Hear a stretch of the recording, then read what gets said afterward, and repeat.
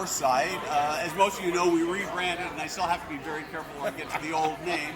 And I am at the, now you call this the REL Nation Conference. REL National Convention. This is the National Convention. And and I'm talking to Gene Guarino, who is the founder, the father, the innovator of this really amazing thing that you're doing. So let's actually start. I want to start by how did you, so you teach people how to start and run and optimize residential assisted living communities, right? Absolutely. And so how did you get started doing this? You know, it all started with, I heard about it from a business perspective over 20 years ago, and a gentleman was sharing about how this can be a great way to help baby boomers in the future and make money. And I was interested, but there was nobody there to teach me or show me how. So it wasn't really till mom needed help. And that was about 10 years ago. When she needed help, then it became very real. Then you really start checking into it and realize, wow, it's hard to make those decisions, find a great place. So eventually I vowed to create the solution. Mom didn't want to go to a hotel, a big box as I call it. I know the industry doesn't like that, but the idea of a home, she was in a home, wanted to be in a home, so that's what we did. We created a home, and I knew if I could do that for my mom, there'd be lots of other people that wanted it as well. So we now have 6 homes ourselves, and we train other people how to do it, and we have the National Association, and it's come a long way since we first started. Yeah, and so how many people do you have here? We have 650 people at our national convention right here. This is our 3rd annual, and it's very exciting to see everybody here. It's great. And how many people have you taught classes to? Over the past 6 years that I've been teaching classes, it's been 2,000 plus that have come through our training itself. We have people that have done just a home study course, so that 2,000 is our 3-day training. We do that 8 times a year now. But we have talked to hundreds of thousands of people online, internet, webinars, and so on. And do you have a sense of how many homes you have been responsible for helping to get started since you started doing it? I have a sense. I wish that everybody would tell me, though, because our goal, when we set this goal a year and a half ago, is to have 1,000 homes in 1,000 days. So by the end of 2020. We're going to hit that goal for sure. I'm just wondering how much farther over. We're over 500 homes now. We've got 1,000 members in the National Association. Some of us, I have 6 homes. We have students that have 8 and 10 homes. We have others that have 1 and others that are just starting. So it's really ramping up. It's like a hockey stick. Do you know what the biggest is in terms of number of homes? For an individual that I know of, 9, I think is the number. What I know of as, and she's now one of our consultants within the organization.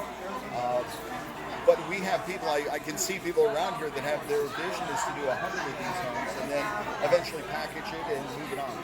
So I noticed as you and others have asked questions and just walking around and talking to people, that it seems like there are at least as many people here who are interested in starting a home as there are people who actually have one. Is that a fair assessment? Absolutely, because even with the 650 people, many of them have been through our training, but many of them have not. I've met at least a dozen people just this morning, just walking through the breakout room saying, I'm here because I'm checking this out. I want to see if this is the right industry for me. And that's part of what we're trying to attract, not just owners and operators, but investors, people that want to be a part of it financially, people who are on the fringe saying, is this right for me, or these people have their heart as well as the business. And so yeah, I'd say half and half. So as I told you, I was at the NIC conference a couple of weeks ago, and there were actually a couple of people there who were doing residential assisted living community, and there was a breakout session where they talked a little bit about their challenges, and their number one challenge, now you'd think the number one challenge would be occupancy, but that wasn't it. The number one challenge was being able to find capital to expand. From the residential side. From the residential side. I mean, there's more capital out there than people know what to do with on the large scale senior living. There are investors out there who want to put more money out, they just can't find communities that are reasonably priced. And so I guess part of what I'm asking is, you know, if you were talking to a private equity firm or even a REIT, their complaints are going to be threefold. Small amounts of capital for each transaction, which is the problem. That's the first one. The second is that you can't really get scale, which is sort of part of the first thing. But the third thing that I've heard is a real concern that a big part of the return they get is the appreciation on. They think of primarily real estate, but real estate is called real estate in business. And so you have thoughts about it? Oh, absolutely. The reality is, you remember 10 years ago when the economy went down, especially in residential real estate, and everything slowed down. And Warren Buffett came out and said, if I could buy 10,000 single-family homes right now, I'd do it. And he didn't ultimately do it, but the other large hedge funds, Blackstone and so on, did it. Bought tens of thousands of single-family homes, all about the scale. And it became one at a time. So the concept of doing one at a time, I get it. No hedge fund is going to write a check for 500,000. A small check for them is 50 million. So the concept of doing onesie-twosie won't work, but we're creating an incubator, if you will, of people that create one home at a time, then 10, then 110, and now it's worth a couple of $100 million when you scale it to that level. So what will happen is those people that are in the bigger arenas, and whether it be family offices with money, and we work with them now, whether it be the hedge funds or just individuals who want to invest on a larger scale, once people that we're working with scale up to that level, they'll be all over it. And the reality is, from an investment perspective, the cash flow, what we can do on our level, the rates of return are much higher than the bigger buys. And I say that from experience, but also the overhead in a larger facility is quite enormous. There's a big amount of management that goes in there in middle level. We pretty much have a house and a team that operates that for this small community. So the economics of it can be really attractive here. The scaling of it will come. We're pulling it together for them. I don't want them necessarily to get into our game yet. Eventually, guys, but not quite yet. Well, it's fascinating. I stumbled across a story on it was a financial website where there is a REIT, a privately traded REIT that specializes in buying single-family homes. And I thought, man, if they go into this market space, that they might. Maybe this is too bold to say, but they might double their return. Oh, yeah. Because the cash flow can be so terrific in these small homes. And so I just think that this is a tremendous opportunity. I'm not saying the big communities should go away, because clearly there are people who are going to be better served than that, right? But for a lot of people, this is the small home environment. It feels more like home, right? Yeah. And it's going to be a better fit, and I think ultimately just makes the market better. So. And I just like you said, I don't think the home is the right fit for everybody. I do think that there's a lot of people, I call it eye candy. Me, you, we're brothers, we're going to pay for mom's care. We want to pick a place that we think mom's going to have fun in. A dining hall, a theater, a sewing room, a this, that, and the other. Mom just wants to stay at home, in a home, not a home-like situation. So some will like the big, some will like the small. There's room for everybody. We have people that, there's a big assumption, I think, in the larger communities that only the people of high acuity move to the small home. Not true. I focus on private pay. All of us do here, not Medicare and Medicaid. We focus on the private pay, long-term care insurance. So in a lot of ways, we're going after the same clientele.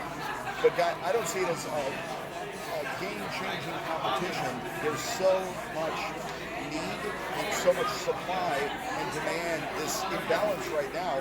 People are aging every day, and we just need more and more of these numbers all the time. Well, what I love about what you're talking about is that we know, primarily looking at, again, the large enterprise levels, but we sort of have a general understanding. Market penetrations, 10%. I've heard some people say as low as 2%. I think 10% is probably more for age and income qualified.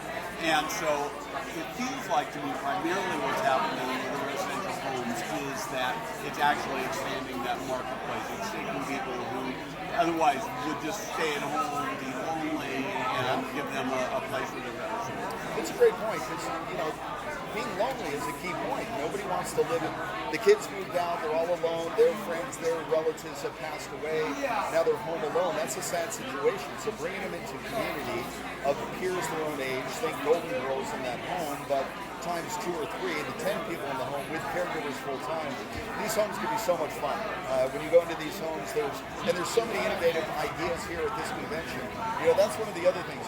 We saw each other at a convention earlier this year, what I call it the big bunch, but the larger communities. Right. And the vendors there are just on a whole different level. These vendors here are all about the home and what's happening there, the equipment, the tools, the services. It's a whole different niche, and it's just great to be able to expose all these people to it. Well, and the one thing I would say is kind of a commercial for you and what you're doing is there are actually maybe 4 vendors that are here that are people that I know.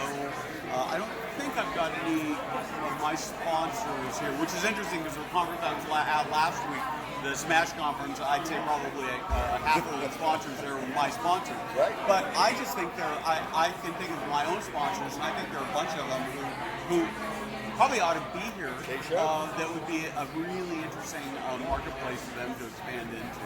So, the other thing too, you go through that vendor hall, there's just hundreds of people milling around. They're not even, the breakout sessions were packed, but in there, and the vendors love it. I've been a vendor many times, and I know how to get people in that room so that they want to talk to you and spend time with you. It's so critically important.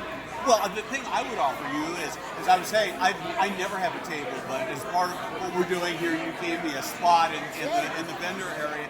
And so I'm sitting here, and I've got nothing except my cameras and my new backdrop, right? But I've been here, if I just, and I sort of thought, I don't want to just sit there because I'm not going to talk to anybody. But the times I've been sitting here, people just come by and I have these great conversations, and I go to so many other trade shows where people are sitting at their booths and nobody's talking to them. And so being at a show where people actually want to come and talk to you is a pretty cool thing. Yeah. Well, our motto is do good and do well. So we have a lot of people with heart and also a business mindset and acumen. Cool. Well, Gene, thank you very much. Awesome stuff. Appreciate your friendship. Thank you.